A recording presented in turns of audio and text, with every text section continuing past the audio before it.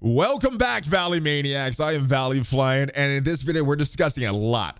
Want to discuss some of the issues that I had yesterday and talk about that publicly. Also, we got some Alliance War updates coming tomorrow. We have some teal gear coming tomorrow. Most likely tomorrow. The plan is for tomorrow. As we know, this is Scopely. Things may get delayed. We have a best raid teams, the top 10 raid teams from a website that looks very similar to the video that I put out last week. We also have Drew has been found, and we got Patch Bug Bingo that we're going to play as well. So a lot of stuff that we're doing. But before we get to all that, guys, I do want to discuss some of what I went through yesterday. As some of you guys may or may not know, sent out a tweet and sent out a Discord message that I was not going to stream yesterday. Just the reason for that is a very negative place. You know, content creation, you get some highs, you get some lows, and I try to stay in the middle, you know, try not to let the highs get me too up and try not to let the lows get me too down, but had a tough time doing that yesterday. So needed to do a break. Didn't want to spread that negativity. It's not really on brand with the Valley Club. Sometimes there is negativity when it's deserved from Scopely, but usually that negativity is in the form of anger, where it's negative, but it has a lot of energy. Didn't want to do that low energy negativity and spread that and possibly make one of you guys not as happy. So I'm back, and I want to discuss some of the things that I did yesterday, and hopefully it does help anybody that may be going through a lot. The first is communicating. You know, my wife, my kids helped me get through some of what I went through yesterday. So having a support system around that can help you through these tough times, I think, is important. What I also did yesterday was go through the motions of a lot of things that I normally would do. A little different for being on camera because, you know, it's hard to be super positive and happy if I'm not feeling that way. So didn't do a lot of videos, but went through the motions, went through the gym, went through jiu-jitsu practice. Wasn't the best of either of them. Jiu-jitsu was good because, yeah, I wasn't talking a lot, so it was just practice. But yeah, this wasn't the best, but going through that just kind of helped, and until you get to that normal state in your mind.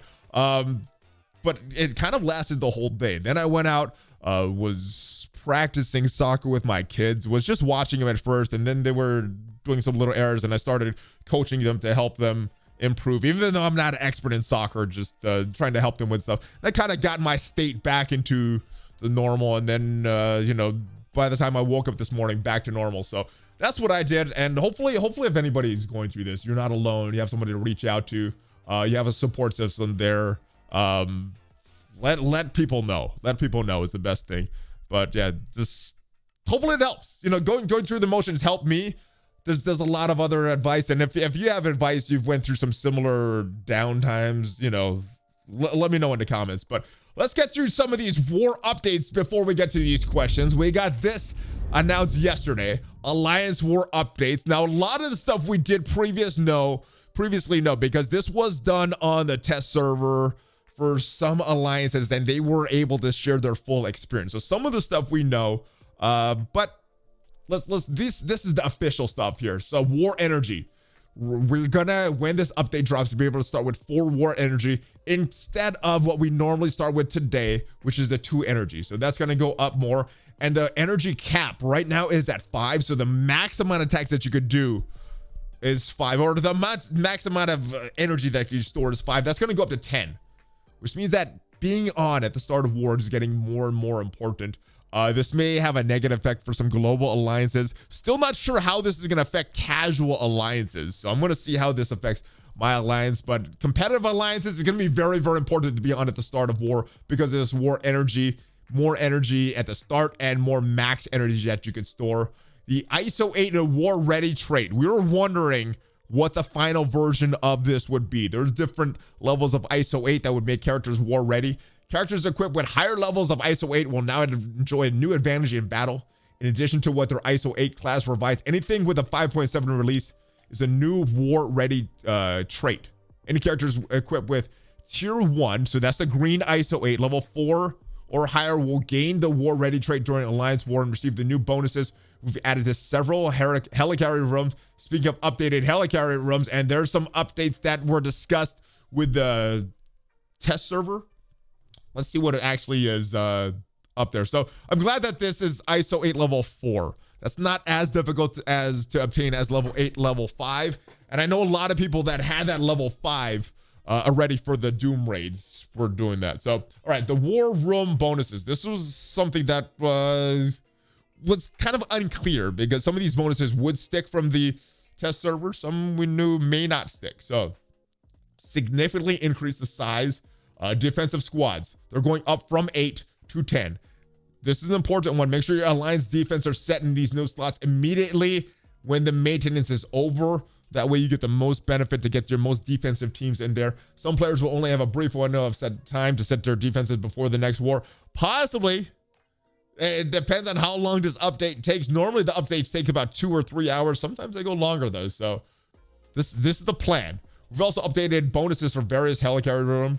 Bridge will now have the cargo bay's previous abilities of adding 10 positive effects to its defenders. The cargo bay no longer grants positive effects and instead grants 20% to the primary stats, damage, health, focus, resist to defensive characters with a new war ready trait. So war defense is important. The hangar grants deflect on offense, but also grants 10% to the primary stats for war offense characters. So what are the new rooms? The hangar, now very important, especially with that war ready trait.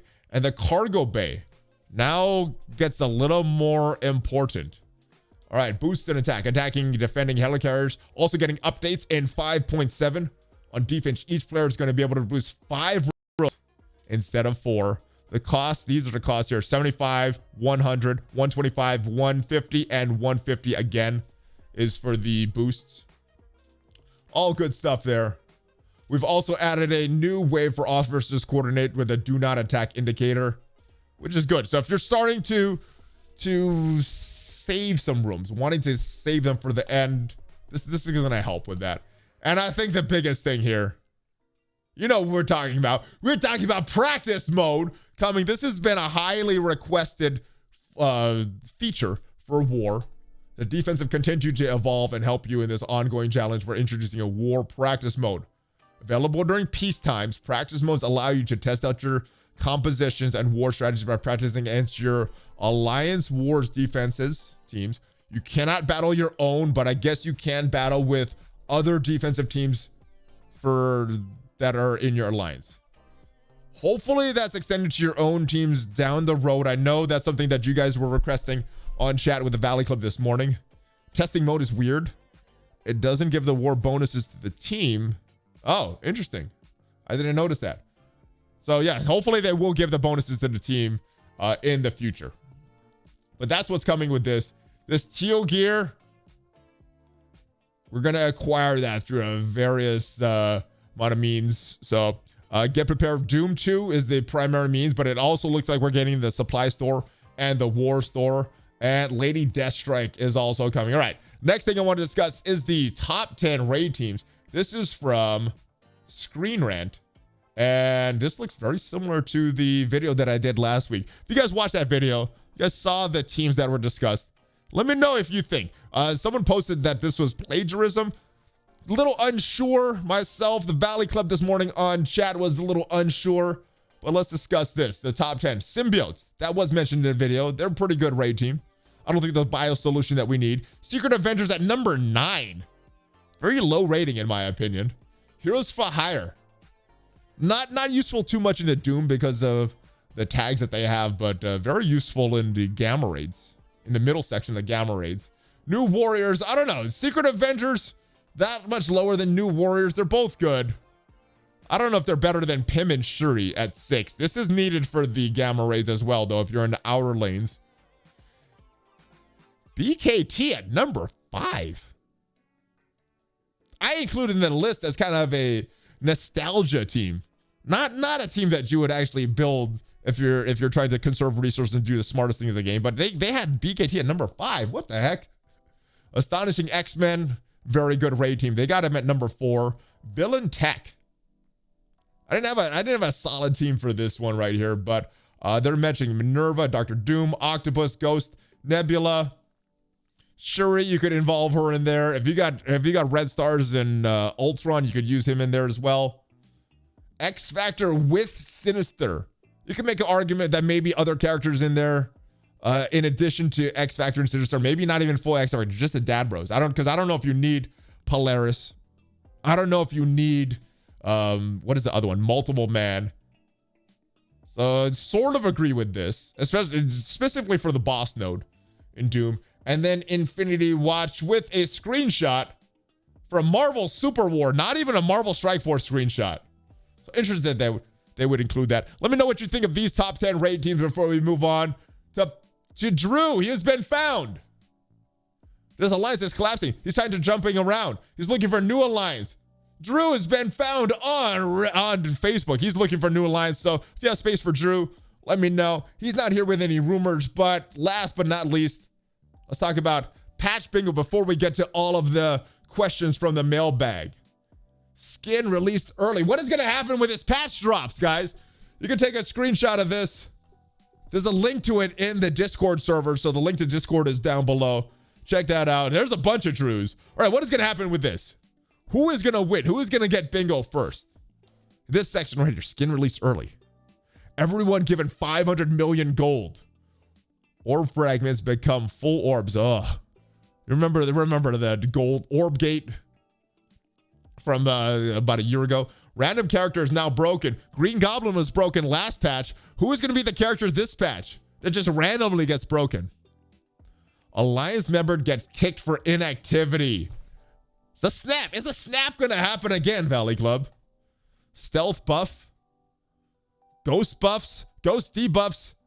The in-game mail is wrong. Ooh, that's almost like a free space. Oh, Nature Boy, don't worry. There is free spaces. Blog post is wrong. That's almost like a free. These two are both almost like free spaces.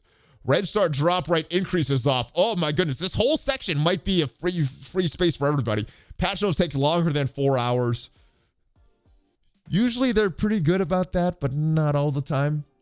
Offer doesn't show correct rewards. That's almost a free space as well. Blitz doesn't give correct rewards. I don't think on patch day, but possibly the next Blitz. And I think the next Blitz after patch drops is going to be the second Cloak and Dagger Blitz.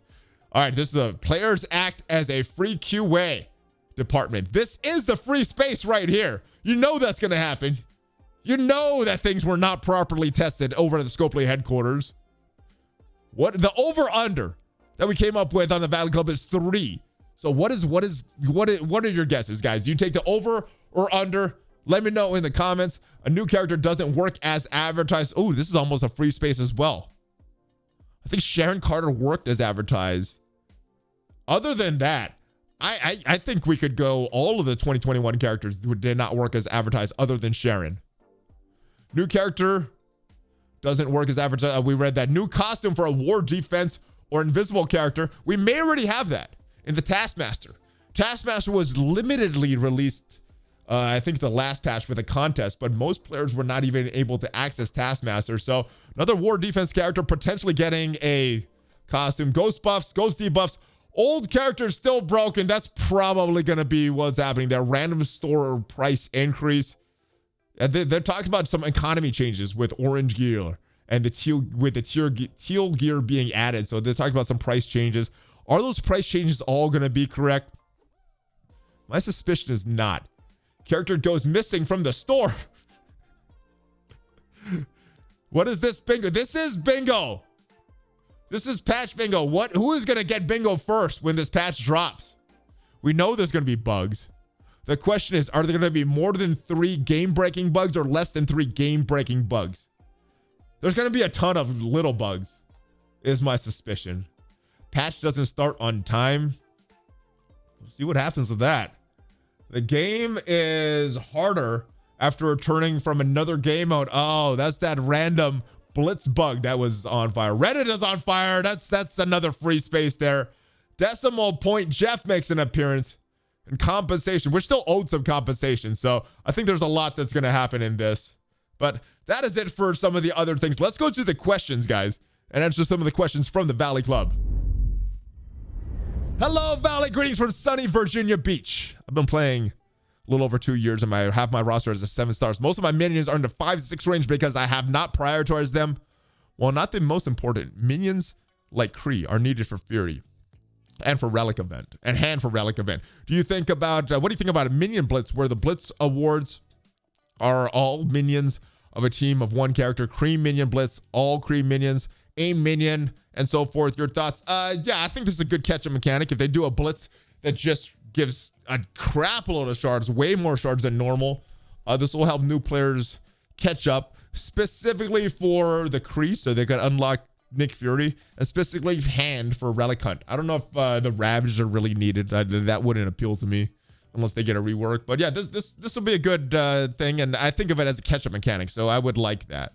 Hey, Valley, greetings from New Jersey. What is up from Texas, brother? My alliance has running Doom 1 on normal difficulty for a few months now, and I've always autoed the bio nodes with no issues. After a few days ago, not only did I unexpectedly lose while autoing, but I did not kill a single character. Ever since, I have a strong feeling that Scopeless unintentional change in difficulties of bio nodes because my alliance mates have been having the same issues. I opened a ticket, and of course, Scopeless would probably a generic response. Have others been experiencing this as well? Shout out to the Nobu. I'll be your Boo Alliance. Yes, all right. So now that you mention, I do remember the bio nodes being a little tougher than previous. Maybe that's just some confirmation bias. Maybe that's because there's rumors of new bio characters coming as a solution to the bio problem in Doom. But yeah, it's gotten a little harder. Now, I've also been upgrading my symbiotes, which means that that initial node is a little easier, but they're killing characters faster, which means that their cooldowns are not set. So I thought it was due to that, but if other people are experiencing this, maybe there is some stealth buffs. Maybe we go to that bingo and just check off that spot right now, because it looks like if that is the case, yeah, it possibly could. Let me know if anybody else is experiencing that in bio. I know someone in the Valley Club is making that. They make money off of bugs. Crouch Assassin thinks bio's gotten harder. Depends on the attack order and RNG. Yeah, so there is some RNG with the bio nodes, especially with the Hela dropping Greg. Where Greg drops, where they chain to does make a difference. So that could have some impact as well. Greetings, ValleyFlyin. Quick observation followed by a question. Everybody keeps saying Cloak and Dagger are the worst release method yet, but have to disagree. The way I look at it is one Strike Pass, one is a Strike Pass release and the other is a Bliss release. It's the exact same as when they released Captain Sam and Maria Hill, but this time you get to pick as how much of each you get. Doesn't the fact that the letting players decide make it better than Maria Hill and Captain Sam? Yes, I think it's just that one of them isn't a Strike Pass to begin with. This does feel better, and if you think about it as a Strike Pass release and a Blitz release, it doesn't feel as bad. But just, yeah, having a Strike Pass in there makes it a bad release, in my opinion. That is my opinion, though. PS Strike Pass releases are terrible. Oh yeah, I've been saying Battle Pass. Strike Pass release is terrible. Never used on new characters. Yeah, that's why it feels bad. Strike Passes are the worst release characters. What is up, Valley? Thanks for answering my marriage parenting question last week. I try my best, brother. I do my best. I could speak from my experience, and I hopefully what we talked about earlier in the video, where I just was not feeling myself, did not have the normal energy, did not have the normal drive, depressed. Hopefully that helps other people as well. So two weeks in a row talking about other things than gaming and stuff like that. Now for an MSF question. Back to the MSF questions, brother. All right, with a power leap that has been introduced, is it still necessary to grab Phoenix for Dark Dimension 3 and 4? Or can a newer player avoid the Phoenix farm and instead focus on newer characters? So yeah, you can avoid Phoenix right now. There's some question about what's going to happen when she becomes a war character. What's going to happen? How do we get her war ready? Because ISO 8 does not affect Dark Phoenix. Now, the stats that come along with ISO 8 does, but not the exact ISO 8 bonuses that are specifically tied to the different classes of characters. So that's going to be an interesting choice there. But I don't think she's necessary. Ghost, Maw, Minerva, I think have enough there that you could get through it. And Dark Dimension 4 with that legendary section, it's going to be easier with Phoenix. But I think there's enough people that have done it without Phoenix that I don't think she's necessary for that mode. So if you want to save resources and not build her up, you can get through Dark Dimension without building her. It's going to be a little longer, but that may be the best in the long term just to save some resources. What is up? I went through without her. All right, so Gokar went out her without Phoenix. You're at Beast instead. All right. I Info dealer, you're asking in chat if I see your message. I see your message, brother. All right. What is up, Valley? Hope your day is going excellent. My alliance is improving. Doom Raid. And it's kind of cute to see all those little guys who learned 0 from reaching this power level. But here's the question. Everybody's talking about the replacement of the symbiotes. And all people claim as null for the 5th symbiote. But do you think that will be counterproductive? I mean, probably he would be Cosmic instead of City. A better opinion would be Toxin or Hybrid. Both symbiotes pretty powerful. Think about it. Toxin was feared by Carnage and Venom, but Null and Hybrid. Well, he's the fusion of 4 symbiotes. Hope your answer. Have a great time. All right, so I am answering. I think just any kind of bio help is needed. I don't think we have the correct bio solution in the raids right now. The symbiotes do need to get started off a little bit. They need some RNG in their favor. So yeah, they're not the answer. I think the leading rumor right now that Drew discussed last time was a Thunderbolts as a solution for bio. So we'll see if that is a solution. There's been no rumors for a while though, so I don't know if they're going. Null is not a symbiote, is what the Valley Club is saying. I thought he was. I thought he was a symbiote god, but anyway. Yeah, the rumors right now are Thunderbolts. So I don't know if it's gonna be. I would love to see more symbiotes come to the game, but those aren't the current rumors right now. All right, I finally got an answer about Emma Frost and her speed reduction from the devs. Nice. All right. The link takes you to the screenshots. I saved my convo with the devs. Also, I enjoyed playing MFR with you and the Valley Club. Nice. All right, let's see if this conversation, what has happened here. Oh, man. All right, Valley Club, we are back. And unfortunately, trying to answer this question crashed my computer. Well, not the whole computer, but crashed my Chrome and just stopped the Streamlabs and ended the stream and everything. So, yes, very, very strange. But Dante Sparta, I had a lot of fun playing MFR with you. And yes, next week, hopefully we'll get this question again and show the screenshots. Emma Frost, her speed bar reduction from the devs. When I, for some reason, just crashed everything. So apologies, brother. But yes, Unlock Adam Warlock wanted to know what is the best T4 priority for Infinity Watch. Who should be the biggest on the team? Biggest should be Mads. I was going to say Mad Spider. No, the biggest should be Gamora. Let's go into the game and let's take a look at some of the T4s that I have on this. Now, Gamora, I think she's the most valuable member. She is the damage dealer of the team. So I think you could reliably put all the T4s in her without having too much of an issue. Empowered, fill speed bar by 20%. This is a big one. In addition to clearing negative effects himself, more crit chance. Yeah, you need that one. This is a good one. More damage to the primary target, more damage with that offense up. More one-shot kills, more likelihood of that. The special, more damage. Just damage, but it's good. But because she is the damage dealer of the team, and because you're probably going to build her up, you want to probably use both of these. All these are just damage, but if you want to go bare minimum, I guess you definitely need that passive. All right, Phylavel. A lot of good stuff on Phylavel. Let's take a look at her passive first. The Drain, that's important. This is a no-brainer. You need passives on both Gamora and Phylavel. Offense up for 2 turns instead of 1. Defense up for 2 turns instead of 1. Attacking the primary target. This is a great one. The only thing, it has a longer cooldown, so you're probably not doing this multiple times per match, but this is a good one.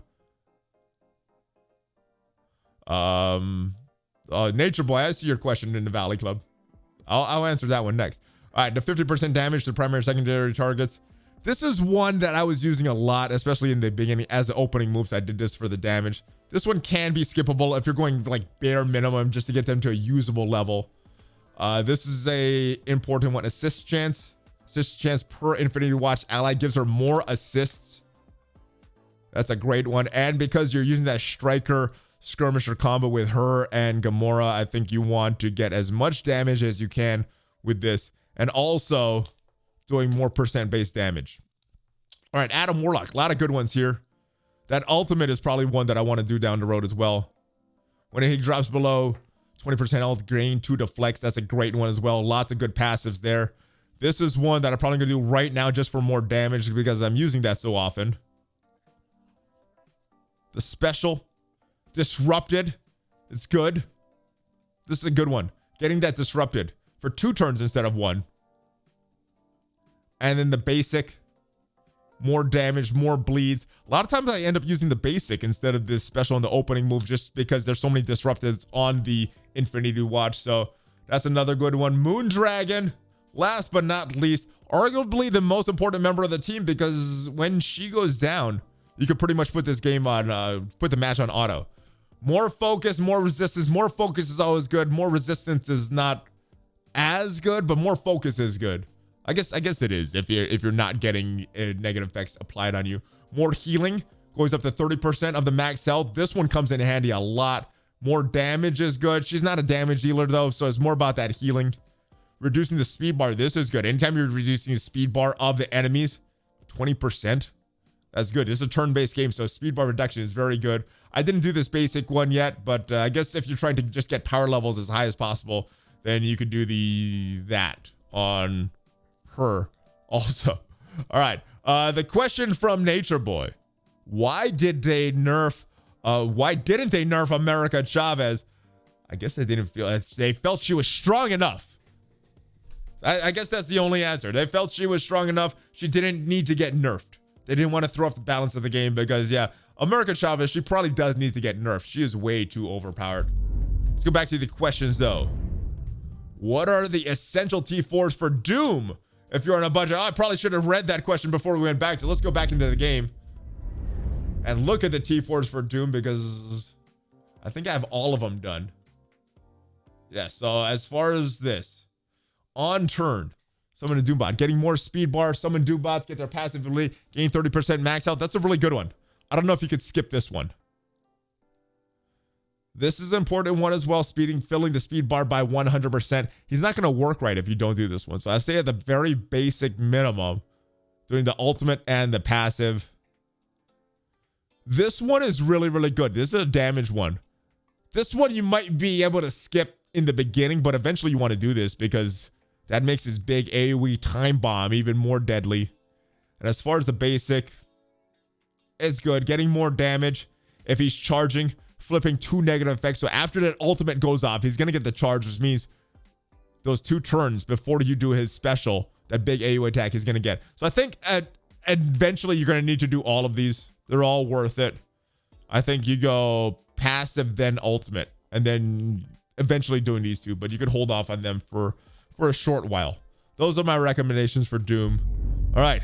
The Taskmaster outfit does exist. Fought him in war today. Took screenshots. Could not believe my eyes. Yeah, after we did that video with Remedex, he sent me a screenshot as well. And yeah, so Taskmaster is in the game. Unfortunately, it looks like the Taskmaster costume was just awarded to people that were sweepstakes winners. There was no way for most players to go and earn that. You have to be lucky for that. But yeah, it does exist. Hopefully, in this next update, they're going to make them more widely available to other players. Hey, ValleyFlyin, with the new blog update, I don't see any mention of the event to earn Doctor Strange What If costume. That was supposed to come out in this update. Did they just forget about it? It's going to be pushed back like the Emma costume was. They didn't mention it.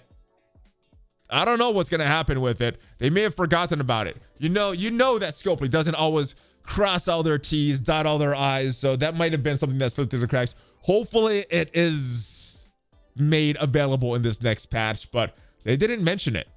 So it's hard to say what's going to happen, but I'm with you, brother.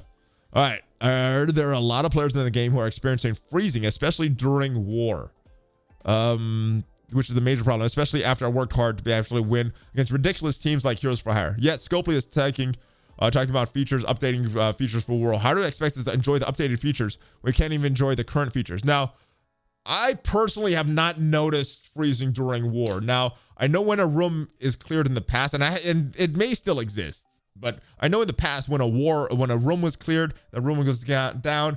There's probably a freeze of about 5 to 10 seconds when that room gets cleared, and everything. It's not just war. Every aspect of the game cleared. I don't know if that's still going on in the game, but that was something I experienced, and I thought that was just how it is in war. All right, the Ghost buff is almost 2 years now. Could get worse. They've done nothing to show they're attempting to fix these issues. We keep getting more and more major problems for war. They refuse to fix any of them, but this last freezing issue is straw that broke the camel's back. So I don't know if this is a new issue or this is the freezing that was going on in the past. But this freezing, for myself, would last for about 5-10 seconds, and then the game would come back normally. But this freezing, it broke the camel's back. So anyway, that more content creators come together and raise these extremely serious issues with Scopely. because I'm sure a lot of players have started boycotting. I know 4line says that don't even bother attacking. It's just set a defense drop boost. I think a lot of people aren't doing war just because Heroes for Hire. They're not the most fun team, especially on war defense. War defense in general is not the most fun team. That may be why people aren't doing that, but I have not heard about this, so I guess that's why most aren't talking about it. So let me know, guys. Let me know in chat. Is this a more widespread issue? Am I the minority that's not really getting this? I don't know. Hey, Valley, I remember they promised a second part of the gold increase in this blog post. Let's check about this, and hopefully this does not freeze the game as well. All right, and more gold. Yes. 2 gold increases at 800 a month. All right, so we did get the first one. There'll be a second rollout, which includes the rest of the 8.1. The date isn't set yet. Around the time that the player level cap increase. You know what? You may be right on this. I may have forgot about this totally. Yeah, we need this. Level ad cap increase and Gear Tier 16 coming this Wednesday. Will we receive our promised gold, or will this burn the broken promise from Scopely? It's probably a broken promise. They did increase payday. Okay. Ultimate Leo did have freezing issues with war, and I run on an old crappy device. Billy just doesn't like war. All right, so yes, I'm not sure if the payday was increased enough that this is what they're talking about. I'm not sure if they forgot something. I'm not sure. I guess let me know with Valley Club if it was just payday, if that was in fact enough to cover this 4 more million, right? It's supposed to be 8.1 total per month. And I think they were doing 4 in one update and 4 in another update. So not sure what if payday covered it. Salutations from San Diego, Texas, my Texas brother. Any advice for future-proofing your roster? I guess if you're trying to future-proof, trying to get the characters that you think are going to last the longest, like the Silver Surfers, like the Kestrels, focusing on them. I don't know if there's any real way to totally future-proof your roster, because as we know, the plans, even at Scopely, can change like that. So if the plans are changing like that at Scopely, it's hard to predict. So I don't know if there's any way to totally do it, but focusing on the best characters, focus on the characters that you're using. And the way I do this, I've said this many times, first focus on your arena teams, then on your Doom or Ultimates raid teams, then on your Greek raid teams, war offense, war defense. That's how I prioritize, and that's helped me not invest in too many characters that are going to be falling out of the meta anytime soon. So that helps me. Hopefully that helps you as well, brother. Valley smashing it in Oregon. Nice. I have a question. It may be a bug or not. I noticed that there are more RTA matches now with the screen loads. Half my team is murdered. The opponent doesn't have a team that should be faster than mine, or we'll just have matching teams. The whole team gets turned before mine. Thanks for being cool and smashing, brother. Real-time radio sucks. It's not a fun game mode. It's gotten better. It's gotten better than in the past, but yeah. I think that's just the load time. Sometimes it's loads, and I'm wondering if the opponents should not have been fast enough. I'm wondering if the load time was so long that it decreased your timer and allowed the opponent and put you on auto. The opponent took several turns and killed a few of your teams before you even got a turn. So maybe because it's been on auto. I don't know. That seems to be the most likely scenario. Let me know in the comments if you have another hypothesis running through your head. Valid the Smash God. Here's a much needed war update. Reward war MVP credits and cores and achievements and all. 1 war MVP, 1,000 war credits. 5 war MVP. Oh, and the achievements. I like that in the achievements. 1,500 war credits and 50 cores. I like this. These aren't crazy enough to break the game, but I think they're enough incentive to see like, hey, I got a war MVP. That's cool. Numbers are just examples. What do you think? The MVP is pretty lame call out that flashes twice at the end of war. Yeah, I like it. I like this. Make it minimal though, like you're mentioning here. There's the 1,000 for 1 and all that. Yeah, put them in achievements. This is a good idea. I like that. And I think that is it, guys. Unless the Valley Club in chat right now has any other questions that we want to do as far as a live QA, I think we are done with this video, and we discussed a lot of issues, some Marvel Strike Force, some non-Marvel Strike Force. Hopefully some of the non-Marvel Strike Force stuff helps anybody that may be going through some issues. There's a lot of love, though. There's a lot of love from the Valley Club to you, so reach out, and hopefully we can help. I'll see you guys next time. There's another video coming out today. It's going to be dropping at 1 o'clock Central Time. And I think you guys know what that means. So another video today. Hopefully you guys enjoy that. We got the update most likely tomorrow. And we got a news video dropping on Thursday. Also, if you're interested in Marvel Future Revolution, different type of Marvel game that I play, check that out over on the second channel, ValleyFlyin 76. There's another update dropping in that game as well. I will see you guys next time. Give me that Hulk fist bump. Have a great rest of your day. And here we go. ValleyFlyin out.